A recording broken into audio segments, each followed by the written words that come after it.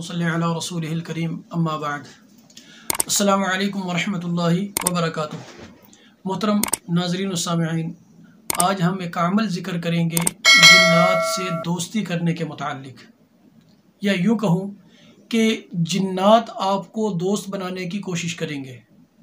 वो आपकी तरफ मानूस होंगे, आपसे मोहब्बत करने वाले होंगे और हर वक्त इस इंतज़ार में रहेंगे कि कब आप उनसे मुसाफ़ा करते हैं, या कब आप उनसे बात करते हैं, या कब आप उनको कोई हुक्म देते हैं, कोई काम कहते हैं। यानी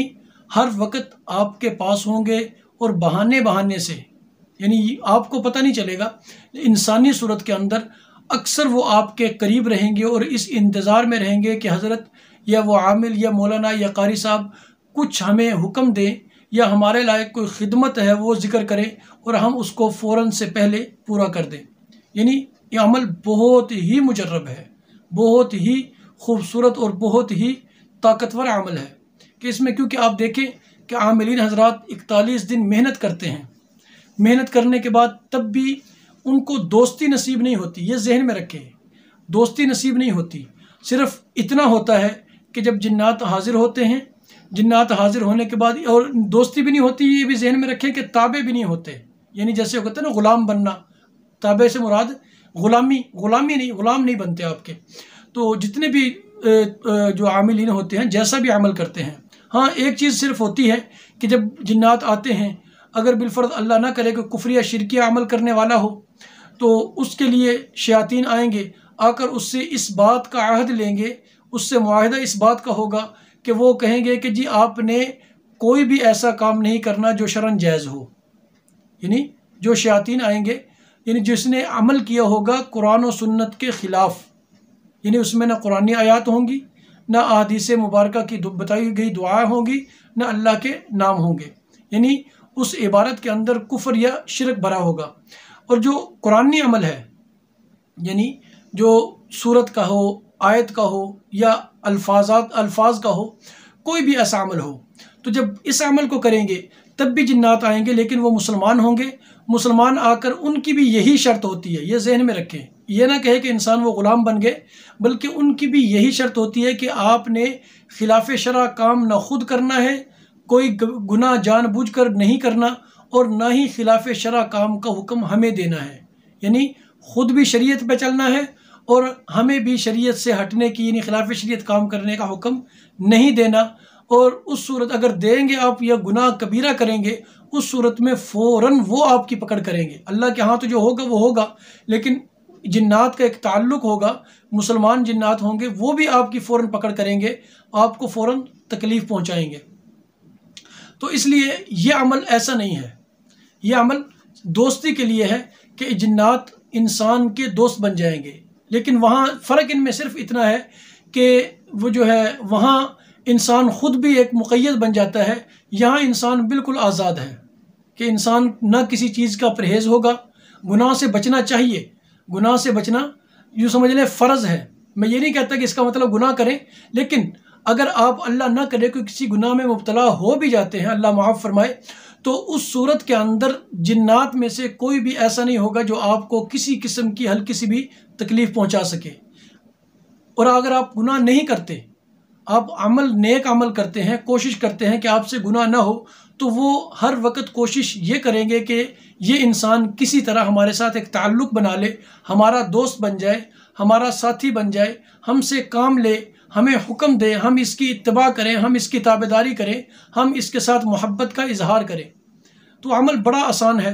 और अमल भी सूरह रहमान का,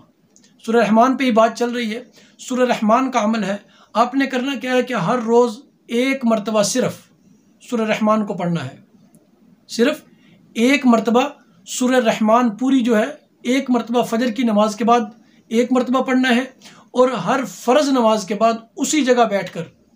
फ़बी आलाइ रब्बिकुमा तुकज़्ज़िबान 31 मरतबा पढ़ना है। इसमें ना रात की कैद है,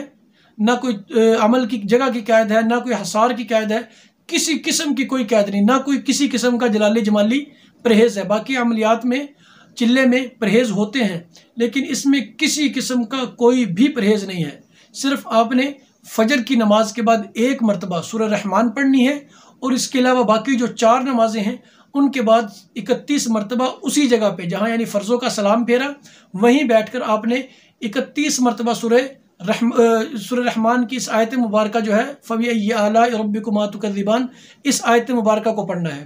अब ये पढ़ने के बाद अब साथ दूसरी चीज़ भी ऐड करनी है, ये ज़हन में रखें। जो असल दोस्ती की वजह बनती है, ये मानूस करती है, जिन्नात को आपकी तरफ खींच कर लाएगी, लेकिन जो दोस्ती पर मजबूर करेगा, यानी जिससे वो मजबूर होंगे कि ये इंसान हमसे दोस्ती कर ले, हमारे साथ मोहब्बत करने वाला हो, वो हर वक्त आपके साथ करीब रहने की कोशिश करेंगे और आपके हुक्म का इंतज़ार करेंगे। वो उसके साथ एक और अमल है, यानी ये अमल भी लाजिम है, ये खींचेगा, और जो उनको दोस्ती करने पर मजबूर करेगा वो अमल अलग है, जिसमें जैसे हज़रत मौलाना मुफ्ती ज़रव अली ख़ान रहमहुल्लाह ताला, अल्लाह रब्बुल इज़्ज़त उनकी कब्र मुबारक पर करोड़ों रहमतें नाजिल फरमाए, वो उन्होंने अक्सर कई मरतबा अपने बयान में फरमाया कि फ़र्ज़ नमाज के बाद सुन्नत से पहले, यानी फ़र्ज़ नमाज का सलाम फेरा आप वहाँ बैठकर फ़बिअय्यि आला को पढ़े 31 मरतबा, उसके बाद सुन्नत के लिए उठें, सुन्नत के लिए उठते हुए पीछे हटे, यानी दूसरी सब यानी अपनी जगह को छोड़ते छोड़ते आपने 5 मरतबा आयतुल कुर्सी को पढ़ना है। ये अपनी रूटीन बना लें। जैसे जिनमें आखिर में सुन्नत नहीं होती, जैसे असर की नमाज है, फजर की नमाज है, उसमें आपने मस्जिद से निकलने से पहले यानी फ़र्ज़ नमाज पढ़ी आपने फ़बिअय्यि आला यानी सूरह रहमान पढ़ी फजर में पढ़ने के बाद आप वहाँ से अपनी जगह से उठे हैं, उठने के बाद आपने मस्जिद से निकलते यानी निकलने से पहले सिर्फ 5 मरतबा आयतुल कुर्सी को पढ़ना है। और जिनमें सुन्नत है उनमें सुन्नत की जगह तक पहुँचते यानी बिल्कुल आराम से चले, आराम से उठते आपने जब तक सुन्नत पढ़ने की जगह पर पहुँचे 5 मरतबा आयतुल कुर्सी पढ़ चुके हों। अगर अल्लाह ना करे आप भूल जाते हैं, रह जाती है एक नमाज में, तो दूसरी नमाज में अदा कर लें। अगर आपका एक दिन पूरा रह जाता है, यानी पूरे दिन आप आयतुल कुर्सी को नहीं पढ़ पाते, तो अगले दिन उसका अदा कर लें, या रात को सोने से पहले 25 मरतबा आयतुल कुर्सी को पढ़ लें। तो जब आप इस अमल को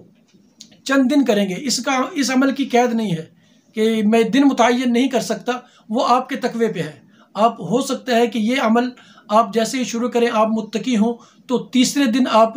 उसके अनवारात देखना शुरू हो जाएं, मुशाहिदात भी हों, आपको महसूस होना शुरू हो जाए। अगर आप मुत्तकी नहीं हैं तो आप मुमकिन है कि आपको 1 महीना, 2 महीना, 3 महीना या साल भी लग जाए, क्योंकि दिनों की इसमें कैद नहीं है। इसमें कैद है तो आपके तकवे की है कि आप मुत्तकी होकर 5 वक़्त की नमाज पढ़ें और तकबीर उला से पढ़ें और फिर ये अमल करें, तो इंशाअल्लाह अज़ीज़ चंद दिनों में, 41 तो बहुत दूर की बात है, या 40-41 दिन जो है बहुत दूर की बात है, चंद दिनों के अंदर, यानी 1 दिन, 2 दिन, 3 दिन, 4 दिन, 5 दिन, इन दिनों के अंदर इंशाअल्लाह अज़ीज़ आपको एहसास भी हो जाएगा कि ये इंसान नया आया है मेरी मस्जिद में, ये नमाज पहले नहीं पढ़ता था, ये मेरे मोहल्ले में का रहने वाला नहीं है, लेकिन मस्जिद के अंदर हर नमाज के अंदर ये मौजूद है और मेरे करीब रहता है। जब आप नए शख्स को देखेंगे इंशाअल्लाह अज़ीज़ अल्लाह रब्बुल इज़्ज़त एक इल्हामी सूरत आपके दिल में भी डाल देगा कि आपका दिल भी गवाही देगा कि ये इंसान नहीं है, जिन्नात में से है, और वो आहिस्ता आहिस्ता आपके करीब आना शुरू हो जाएगा। जिस तरह आप इस अमल को लगातार लेकर चलेंगे, मुतवातर करते रहेंगे, उसी तरह वो आहिस्ता आहिस्ता आपके करीब आता चला जाएगा। और उसके कुर्ब का फ़ायदा आपको क्या होगा, ये ज़हन में रखें कि आपका उसके कुर्ब का फ़ायदा जो है, यानी आपसे मोहब्बत का फ़ायदा ये होगा, आपसे दोस्ती करने के ख्वाहिश का फ़ायदा ये होगा कि अगर आप पर किसी किस्म की, यानी जिन्नो इंस में से कोई मुसीबत आने वाली हो,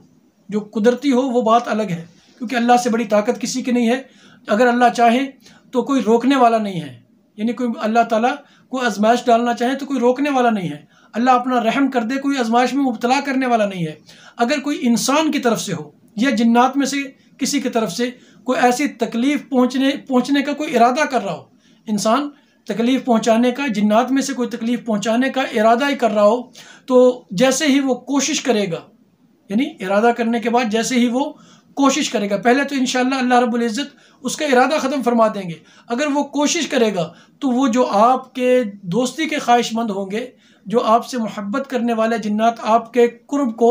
तरजीह देने वाले होंगे, आपके करीब रहने की कोशिश करने वाले जो जिन्नात आपसे मानूस हुए होंगे, वो इंशाअल्लाह अज़ीज़ जिन्नात में से हों यानी जिन्नात में से कोई दुश्मन हो या इंसानों में से हो, उनको अल्लाह रब्बुल इज़्ज़त के हुक्म से वो आप तक तकलीफ़ पहुँचने से पहले उसे पहले ही ख़त्म कर देंगे। यानी इंसान होगा तो उसे भी साइड पे कर देंगे, उसका भी दिमाग ठीक कर देंगे। अगर जिन्नात में से कोई करीब आएगा तो उसको भी इंशाअल्लाह बड़े अच्छे तरीके से ये समझाएंगे और आपको अल्लाह रब्बुल इज़्ज़त इस अमल की बरकत से इस किस्म की आफात से, मसाइब से महफूज रखेगा। अस्सलामु अलैकुम वरहमतुल्लाहि वबरकातुहू।